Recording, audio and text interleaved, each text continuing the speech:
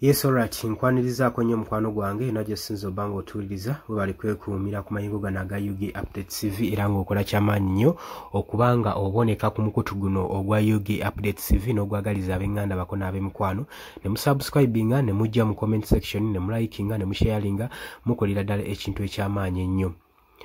Kakati eggwanga erya Democratic Republic of Congo government yaayo saako n'abayekera ba M23 abamaze ebbanga nga bagiriisa akakanja kakati balangiridde nga bagenda okutuula okusizinga fire mu Democratic Republic of Congo region naddala mu Eastern mu Northern Kivu gwe mukwano gwange mpuliriza. Kino nno kirabisenga ekigenda okubeera ekintu ekissanyu era nga mawulire gassanyu eri bannansi b'eggwanga lino erya DRC oba olyawo eggwanga lyabwe liyinza okuddamu okuba nga libonekako omusana gw'emirembe ogwadde gumaze ebbanga nga gwazikira. Tetumanyi wabula oba abayeekera bano ku luno banaatuukiriza kubanga enfunda nyingi bazze boogera lunwe n'okuteeseganya ne dialogues ezikoleddwa mu nsi ez'enjawulo okusobola okulaba nga bano batuula bakkaanye bateese emirembe basobole okuba nga basiizinga fire naye bibadde biremye. Naye ku luno bennyini bakakasa ne bagamba beetegefu okuba nga basiizinga fire era bagende mu peaceful dialogues basobole okuba nga bakkaanya okuzza emirembe mu bitundu ebimu ebya Democratic Republic of Congo. Jukira buli badde batubanga abatuula okuteeseganya emirembe nga wabaawo ensonga gye beekwasa nga tebakiika nga bagamba nti Democratic Republic of Congo government egende maaso n'okuba nga etuukiriza demand zaabwe ze baagala olwo basooke batuule nabo okutuula emirembe. Emu ku bye bali basabye Felix Tshisekedi president w'eggwanga erya DRC ayatule publicly nti agenda kutuula n'abayekera naba M23 okutuula nabo okuzza emirembe bateeseganye emirembe.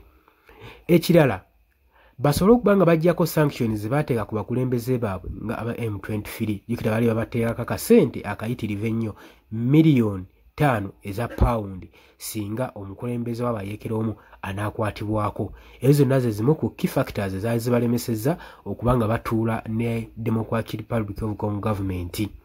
Wabula okusinziira ku dialogues ne summit ezaatuulibwa mu kibuga Duha mu Kata kyeka zaavaamu ekiramu bano balina kye baatuukako ne bakkiriziganya era bakkiriziganyiza kati okuzza emirembe mu Democratic Republic of Congo government wakati nga US egenda maaso n'okutta ddeeru ne gavumenti eno eya DRC.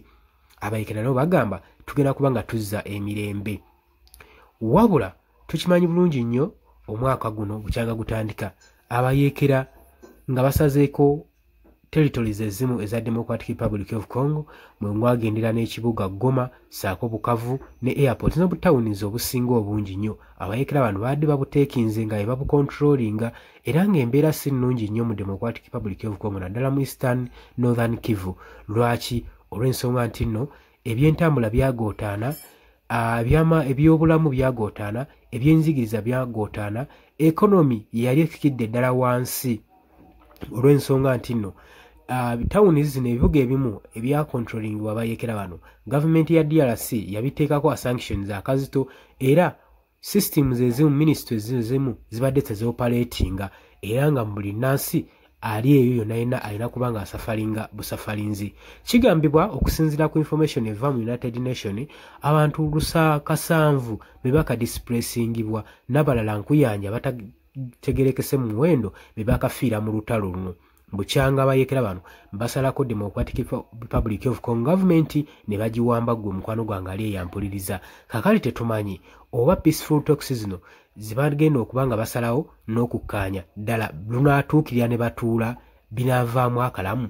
Wabula olwaleero tulabiseeko nga badiplomatic okuva mu ggwanga erya US batudde ne gavumenti eya Democratic Republic of Congo saako ne ya Rwanda okusobola okulaba nga battaanya ddiiru ey'ebyobugagga si mu Rwanda wabula mu Democratic Republic of Congo.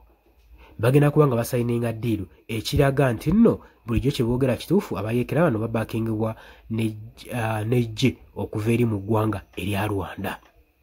Newankubadde Paul Kagame aze abyegaana ng'agamba ye tebamusibako matugambuzi muli isango naye kyoleka lwatu okusinziira ku dialogues ezagenda mu kibuga Doha eri mu Qatar okulabikwako kwa Paul Kagame sako ne Felix Tshisekedi balina kirabika ensonga zibakkaanyaako tutategeera oba oli awo ezigenda okuba nga ziviiramu eggwanga lino okuba nga liddamu otebenkera emirembe.